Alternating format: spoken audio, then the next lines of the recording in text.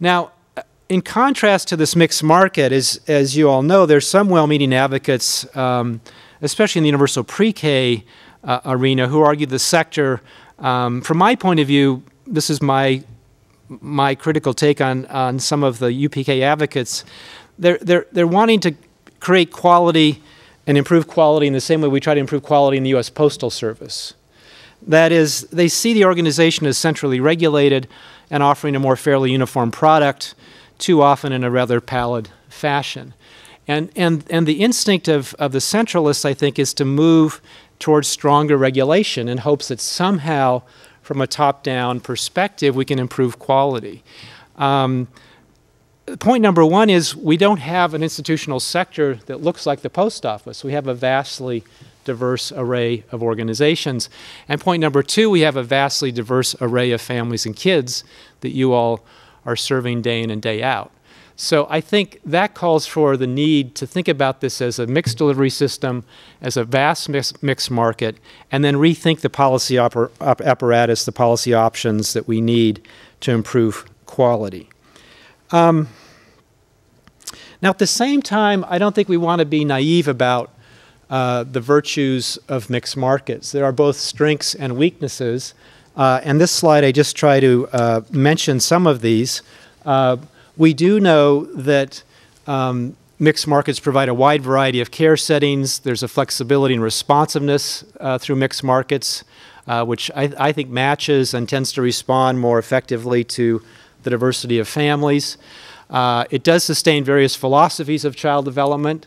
And I think the conversation around how we want to raise kids, how we want to raise kids from different ethnic groups, how we want to think about kids in faith-based arrangements versus non-faith-based arrangements, I tend to think those discussions are important to have, because at the end of the day, we're trying to empower parents to think more carefully about how they raise their own kids. On the other side, mixed markets have weaknesses, and we've talked about some of these today. There's radical variation under mixed markets.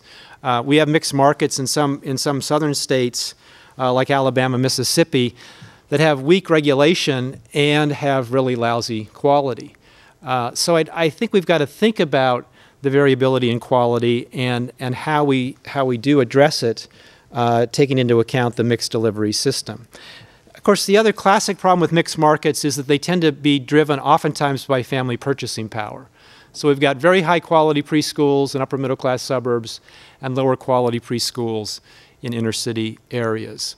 There's still a strong concern in policy circles in California and here in Texas, I know, around unequal access, especially for low-income Latino families. If you look at state and national data, less than half of 4-year-olds from those families can find their way into a preschool compared to 80–85% of upper middle class whites. So mixed markets are not always good and not always beneficial for all groups, especially the weakest members of society. Okay, so how do we try to lift quality given the diversity of families and given the diversity of organizations? I wanted to say a couple things about the first two and the second two. These are 6 different policy strategies that states are trying to use to lift quality while still strengthening a mixed delivery system. One comes from the old resource and referral movement, right? That is, we try to get richer information to parents so they can become more informed consumers and demand higher quality programs. Mixed success. Some survey data shows that only a small fraction of parents actually call R&Rs. Although some of you who work in R&Rs, that might be a surprising finding given all the phone calls you get. But there are only certain sectors of the consumer market or of families that sometimes use R&Rs. But clearly that's one mechanism. Central regulation with local management is pretty much what we have today. That is, we have central regulation around class size, ratios, credential levels, but we allow CBOs and public schools to run local organizations. The last two, I think, are also promising. Manage incentives to lift teachers in preschools. Some states, as you know, are trying tiered reimbursement systems. California has been experimenting with this. Colorado, North Carolina. Again, the trick here is to incentivize quality investments locally The only downside of tiered reimbursement is that it tends to be driven by the old regulatory indicators like credential levels.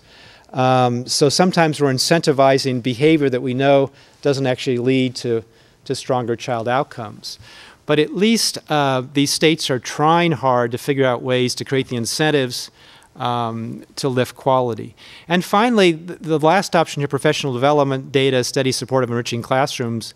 I'm really thinking of what the Children's Learning Institute is doing here in Texas, what Bob's doing in Virginia. But again, we haven't quite figured out how to create policy incentives to encourage programs to take up these kinds of efforts. But these are in general, six ways in which states have been trying to improve the policy environment. The other point I want to make is that there are important and unimportant distractions to the quality agenda. The state representative this morning, I thought in a highly stimulating talk, discussed this a little bit. There is pressure to expand the system. I mean, if you have major communities in Houston, Austin, San Antonio that have no preschool programs, there's got to be strong political pressure to expand. And of course, that takes resources away from improving quality. Universal financing discussion, from my own point of view, has been a massive distraction. I understand how social entitlements are seductive. The work we've done in California tends to show that universal financing largely benefits families that already can afford to pay for preschool. And that means moving the social policy priority away from targeting on low-income kids who we know benefit most from preschool, and moving financing to middle-class and upper-middle-class populations who do have a hard time covering the cost of preschool, but find ways to get their 3- and 4-year-olds into programs. There's disagreement over how to lift quality. Again, I think there's sort of this false dichotomy between the central state loyalists and the market loyalists. We've seen this in California. We've seen it in Washington, D.C. Preschool and child care financing becomes sort of a platform upon which the old strong state liberals go up against the market conservatives. My own view is we should just set this polarization aside, because in most big urban states like Texas, we have mixed markets. We have mixed delivery systems. So let's not try to move the ball towards one end or the other. Let's sort of get to work in terms of how we improve quality within mixed markets. Now, the final point I want to leave with you today is the issue of how do we raise quality and improve relationships when the diversity of kids becomes wider and wider. This deals with the differences that many Latino, Asian, and other young children bring to preschool settings. They bring linguistic and social norms that may differ from those held by the teacher or the caregiver.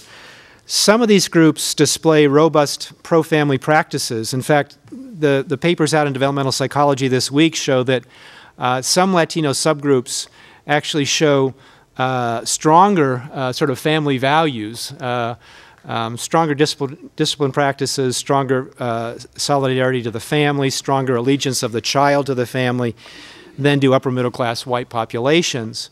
But we haven't been thinking very carefully about the strengths and social assets, especially of Latino groups. There's some of us around the country that have been doing work on this.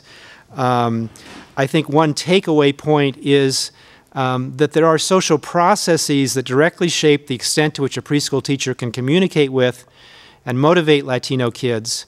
And those social processes may differ in Latino households compared to middle-class white households. This slide just mentions 3 ways in which researchers are finding that the social practices and social norms may differ in certain Latino households, and differ in ways that do affect kids' engagement with teachers that are unlike themselves. I also want to emphasize that it's very important not to essentialize different groups. And if you look at the research coming out this week in developmental psych, there's a lot of work on the diversity among this vast Latino population.